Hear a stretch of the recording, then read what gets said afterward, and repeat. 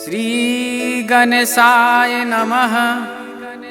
श्री जानकी वल्लभो विजयते। श्रीरामचरितमानस पंचम सोपान सुंदरकांड श्लोक। शांतं शाश्वत प्रमेयमनघं निर्वाण शांति प्रदं ब्रह्मा शंभो फणेन्द्र सेव्यमनिशं वेदांत वेदं विभुं। रामाख्यं जगदीश्वरं श्रीगुरुमायामनुष्यं हरि वन्देऽहं करुणाकरं रघुवरं भूपालचूडामणिं। नान्यायस्पृहा रघुपते हृदयस्मदीये सत्यं वदामि च भवानिखिलान्तरात्मा। भक्तिं प्रयाच्छ रघुपुङ्गवनिर्भराम मे कामादिदोषरहितं कुरु मानसं च। अतुलितबलधामं हेमशैलाभदेहं धनुजवनकृशानं ज्ञानिनामग्रगणयं। सकलगुणनिधानं वानराणामधीशं रघुपते प्रियभक्तं वातजातं नमामि।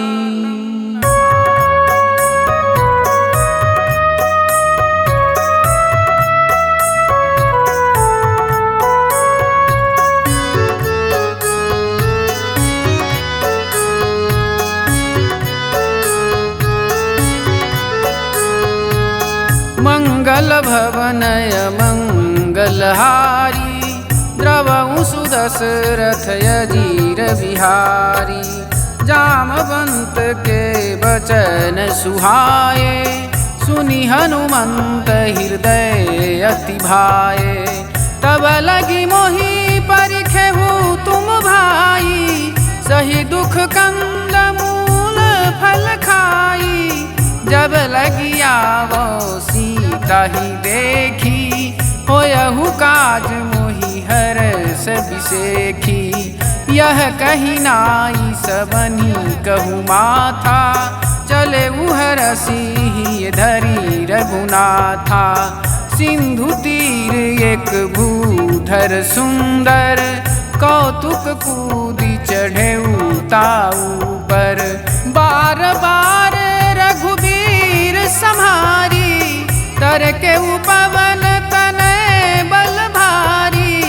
जहि गिरि चरण देई हनुमंता चले सोगा पाताल तुरंता। जिमि अमोघ रघुपति करवाना एहि भांति चले हनुमाना। जलनिधि रघुपति दूत बिचारी तय मैनाक होहु श्रमहारी। मंगल भवनय मंगलहारी द्रवहु सुदशरथ अजीर बिहारी। हनुमान तेहि परसा कर पुनि किन्ह प्रणाम। राम काज कीन्हे बिनु मोहि कहाँ विश्राम।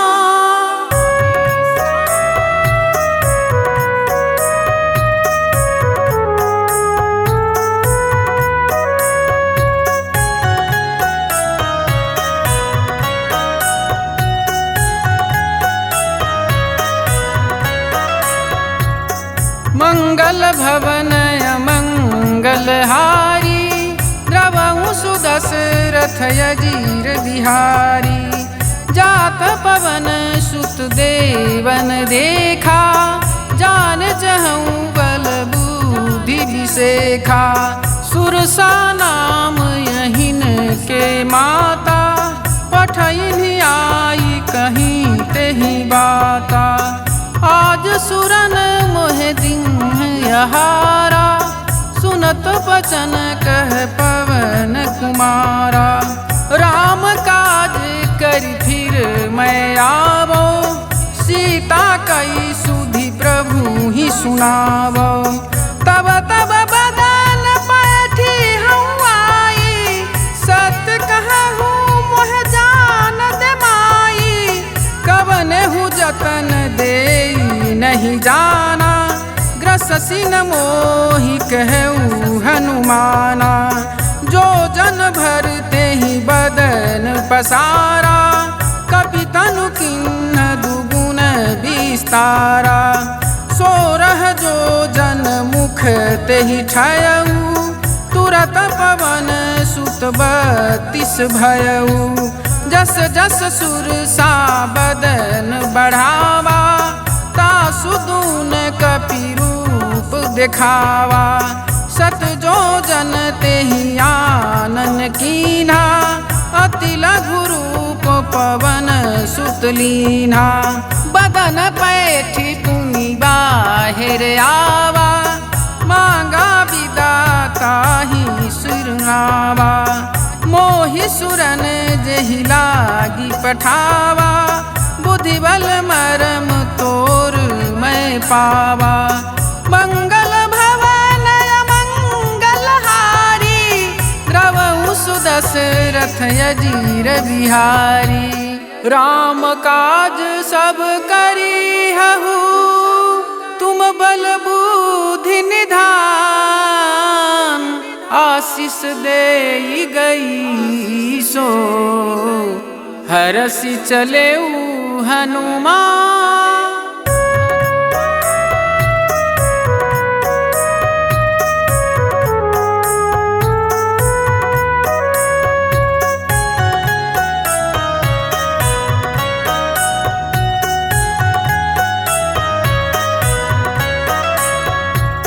निश्चर एक सिंधु महरहई, करि माया नभ के खग गहई। जीव जंतु के गगन उराही, जल बिलो की तिनके परिछाही। गहई छाह सक सोन उराई, यही विधि सदा गगन चर खाई। सोई छल हनुमान कह कीन्हा, तासु कपट कपि तुरत ही चिन्हा। ताहि मारी मारुत सुत वीरा, बारिधि पार गयऊ मति धीरा। तहा जाई देखी बन शोभा, गुंजत चंचरीक मधुलोभा। नाना तरु फल फूल सुहाए, खग मृग वृंद देखी मन भाए। शैल विशाल देखी एक आगे, तापर धाई चढ़ेऊ भय त्यागे। उमान कछु कपि के अधिकाई, प्रभु प्रताप जो काल ही खाई। गिरि पर चढ़ी लंका तहि देखी, कहीं न जाई अति दुर्ग बिसेखी। अति उतंग जल निधि चहुपासा, कनक कोट कर परम प्रकाशा। मंगल भवन मंगल हारी, द्रवहु सुदशरथ अजीर बिहारी। कनक कोट विचित्र मणिकृत, सुंदराए तना घना।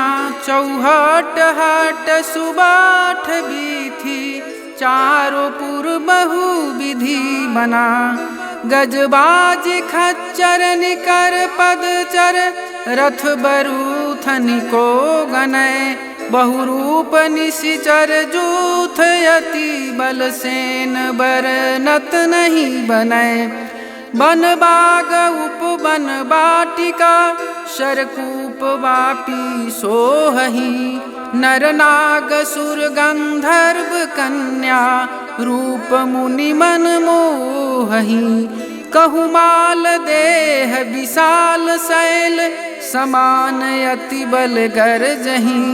नाना अखारेन भी रही बहु विधि एकन तर जही करि जतन भट कोटिन बिकट तन नगर चहुदिशि रक्षहि कहु महिष मानुष धेनु खरयज खल निशाचर भक्षहि यही लागी तुलसीदास इनकी कथा कछु एक है कही रघुबीर सर तीरथ सरिनी त्यागी गति पैहि सही मंगल भवन मंगल हारी द्रवहु सुदशरथ अजीर बिहारी पुर रखवारे देखी बहु कपि मन किन्ह विचार अति लघु रूप धरो निसी नगर करो पैसा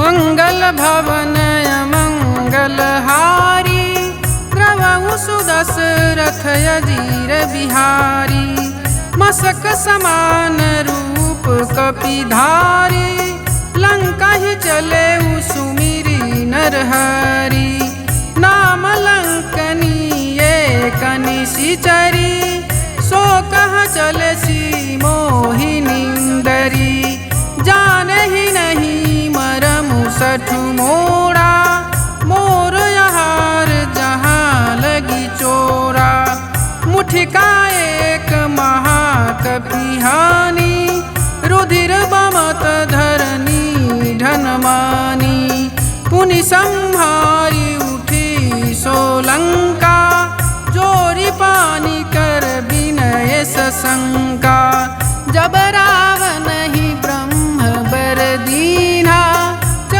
बिरंची कहाँ मोह चीन्हा विकल हो सीते कपि के मारे तब जाने सुनि सिचर संहारे तात मोर अति पुण्य बहुता देखे नयन राम के दूता मंगल भवन मंगल हारी द्रवहु सुदशरथ अजीर बिहारी तात स्वर्ग अपवर्ग सुख धरिय तुलायक अंग तुलन ताहि सकल मिली जो सुख लब सतसंग